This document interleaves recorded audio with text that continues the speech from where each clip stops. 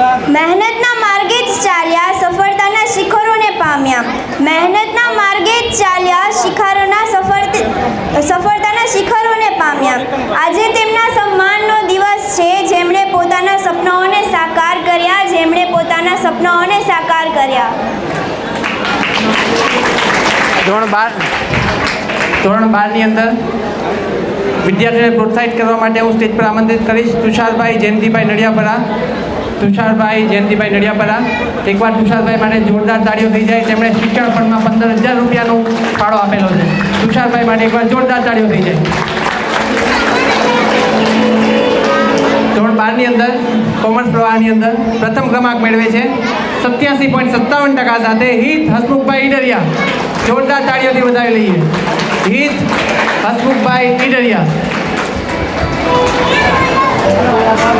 હિત હસમુખભાઈ ઈડરિયા. તમે ટ્યુશન નહોતા જતા ને?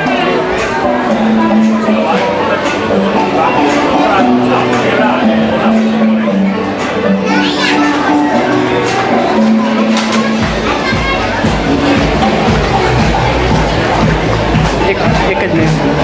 તમને જાણીને આશ્ચર્ય થશે, પરંતુ હિતના જે 87.57% આવેલા છે ને, એ માત્ર સ્કૂલમાં અભ્યાસ કરીને જ આવેલા છે. એવું નથી કે એમણે ટ્યુશન ક્લાસીસ સ્પેશિયલ રાખેલું છે. માત્ર અને માત્ર સ્કૂલની અંદર ભણીને જ, પૂરેપૂરો દિવસ ભણીને જ એમને આટલા ટકા લાવેલા છે. ટ્યુશન ક્લાસીસ નથી એમણે જોઈન કરેલું, માત્ર સ્કૂલમાં ભણીને જ એમને આટલા ટકા આવેલા છે. એકવાર જોરદાર તાળીઓથી વધાવી લઈએ.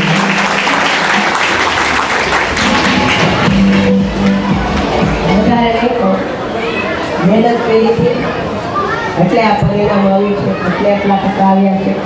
અને આના માટે હું મારા પરિવારને, મારા માતા પિતાને આભારી છું. Thank you.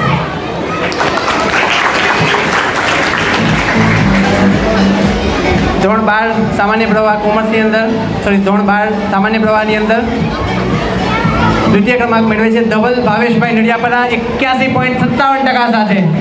ધવલ ભાવેશભાઈ નડિયાપરા 81.57% સાથે દ્વિતીય ક્રમાંક મેળવે છે.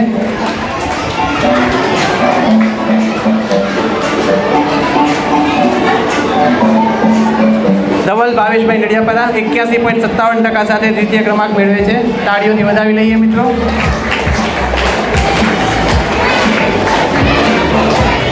તૃતીય ક્રમાંક પર છે મંત્ર યોગેશભાઈ વાડોલિયા.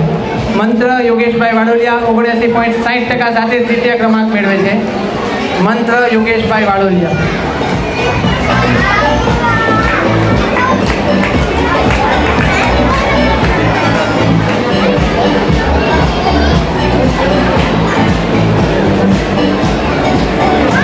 ખૂબ ખૂબ આભાર તુષારભાઈ, તમે તમારું સ્થાન ગ્રહણ કરી શકો છો.